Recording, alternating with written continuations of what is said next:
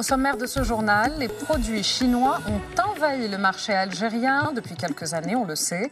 Selon des chiffres des douanes, la Chine a été notre premier fournisseur durant ces 3 trimestres et détrône pour la première fois la France. Le moral des chefs d'entreprise est en berne selon le baromètre du mois d'octobre du FCE, morosité du climat économique.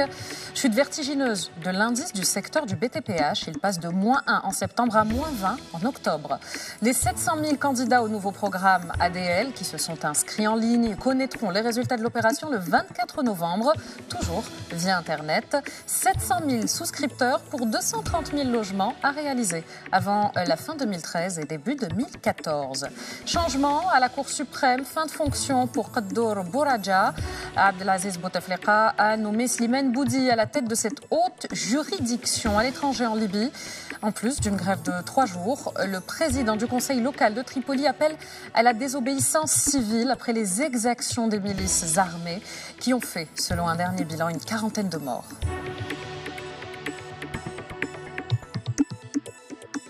Mesdames, Messieurs, bonsoir. La Chine a été notre premier fournisseur durant les 9 premiers mois de l'année, avec près de 5 milliards de dollars d'exportation chinoise vers l'Algérie, suivi de près par la France, viennent ensuite l'Italie et l'Espagne. Ce sont des chiffres révélés hier par le Centre national de l'informatique et des statistiques des douanes. Les produits chinois ont envahi le marché algérien depuis quelques années, et même le monde. Mais à quel prix et qu'en est-il du consommateur? Réponse avec Jawida Abbas. Nouvelle configuration du commerce extérieur national, le dernier bilan financier des douanes portant sur les échanges commerciaux des 9 derniers mois de 2013 place la Chine en tant que premier fournisseur de l'Algérie. Avec un volume d'un peu moins de 5 milliards de dollars, elle détrône la France qui pour la même période de référence a engrangé quelques 4,7 milliards de dollars. Elle est suivie de l'Italie et de l'Espagne avec un peu moins de 4 milliards de dollars, puis de l'Allemagne avec un volume n'excédant pas les 2,2 milliards de dollars. D'un point de vue régional, l'UE est le principal client de l'Algérie, comme le prouvent ses volumes d'échanges de l'ordre de 60%. Ils ont absorbé un peu moins des 2/3 de nos exportations et fourni plus de la moitié de nos importations. Le reste des échanges est partagé entre les pays de l'Organisation de coopération et de développement économique, l'OCDE, et les pays du Maghreb. Avec nos voisins, nos échanges commerciaux se sont confortés ces 9 derniers mois en augmentant de plus de 34% par rapport à la même période en 2012. Comparé aux autres régions, il reste timide. Si globalement cette diversification des clients assure la sécurité commerciale nationale, la nouvelle place que tient la Chine dans nos échanges prouve aussi de sa place économique, tant en pays émergent qu'en deuxième puissance économique mondiale, qu'est devenu le pays de la Grande Muraille. Dans son dernier rapport prévoyant les points de retournement de l'activité d'un pays ou d'une région par rapport à cette tendance, l'OCDE a avancé un indicateur pour la Chine de l'ordre de 99,4. Il devance celui de l'Allemagne, le pays de la zone euro dont l'économie est la plus forte. Petit bémol, source de grande inquiétude pour le consommateur, la conformité du produit chinois aux normes internationales et des normes sécurisantes. Car s'il ne fait pas de doute de la force économique de la Chine, il n'en est pas pour autant de la qualité de sa production dans la force et pour l'heure dans l'imitation.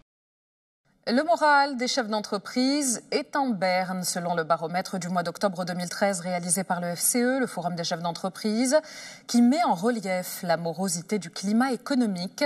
L'indice de confiance global des chefs d'entreprise est en progression de 2 points, mais reste négatif. Il est dans le rouge à -4. Il l'est depuis le mois de mai. Seule l'industrie agroalimentaire affiche un indice de confiance positif, +4 en progression, d'1 point par rapport au mois de septembre. À noter cette importante détérioration dans le secteur du BTPH, bâtiments, travaux publics et hydrauliques, qui passe de -1 en septembre à -20 en octobre. Baisse également de l'indice de confiance dans les services. Il a reculé de 1 point, -1 en septembre à -5 en octobre. Pour ce qui est de l'indice des stocks des produits fabriqués, il avait enregistré des valeurs records, +9 en juillet, +10 en septembre. Cette forte hausse des stocks se traduit par un recul des ventes.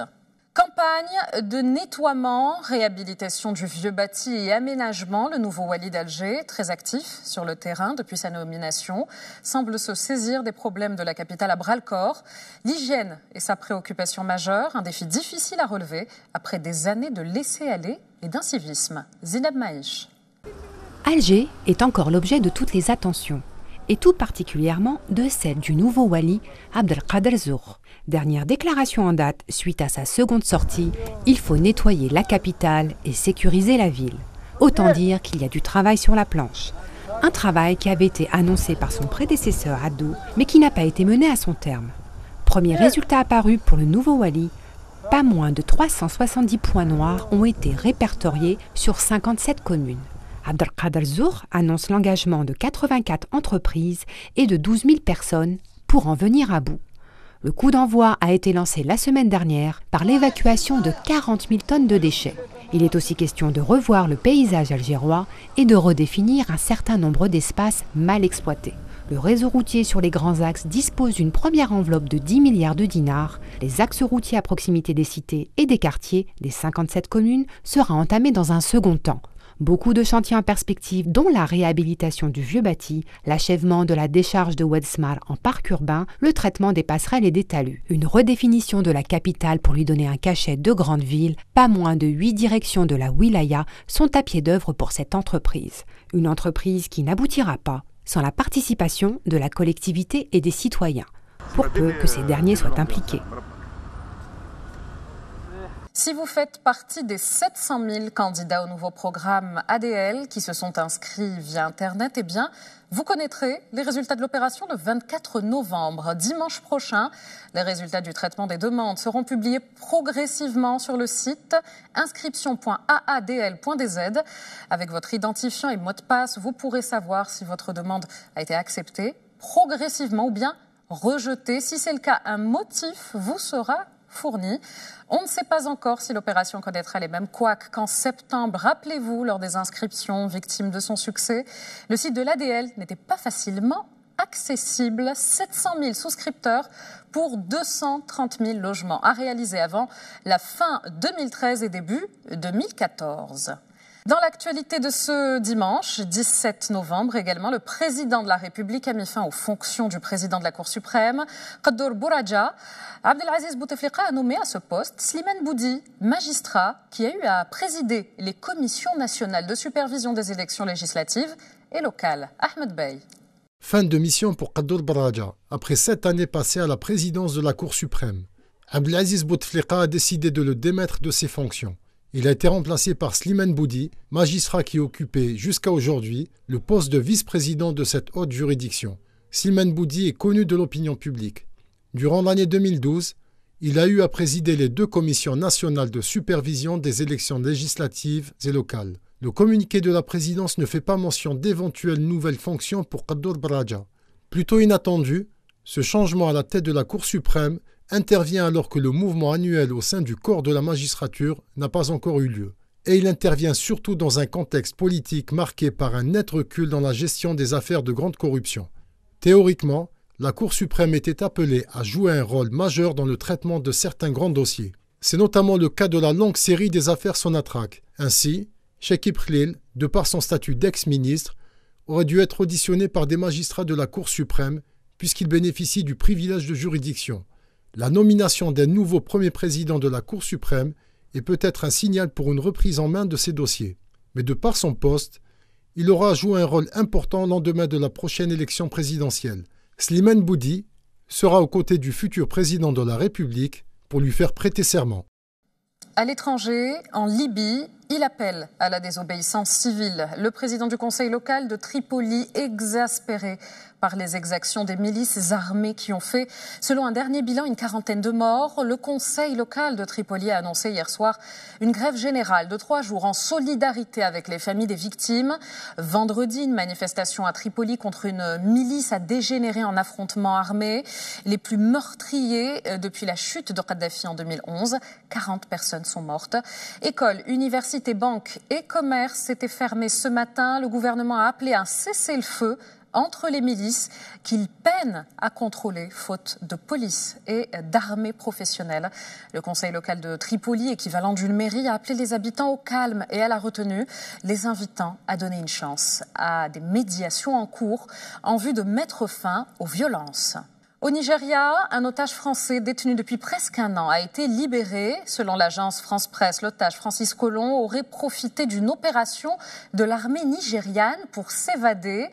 C'est lors d'échanges de tirs entre l'armée et la secte islamiste Boko Haram que l'otage s'est réfugié dans un commissariat. La porte de sa cellule n'était pas fermée, selon l'agence de presse. La lutte contre Boko Haram a été intensifiée cette année sur ordre du président nigérian Goodluck Jonathan. Lors de récents combats, l'armée nigériane a tué une trentaine de membres présumés de la secte islamiste dans le nord-est du pays. Au Vietnam, des inondations les plus graves depuis 1999 ont fait au moins 34 morts et une dizaine de disparus, selon un nouveau bilan des autorités locales. Plus de 100 000 maisons ont été inondées. Les transports routiers, aériens et ferroviaires ont été sérieusement perturbés.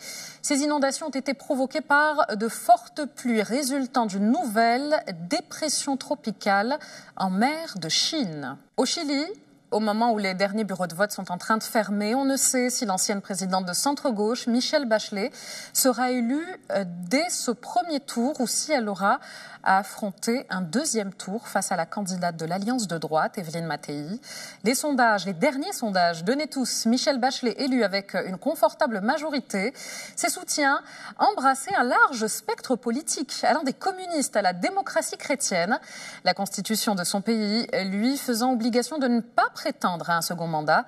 Elle dut se retirer pour diriger ONU Femmes, un organisme des Nations Unies, pour l'égalité des sexes. La fin du vote obligatoire adopté l'an dernier au Chili pourrait toutefois avoir un effet sur la participation électorale que les instituts de sondage ont du mal à évaluer.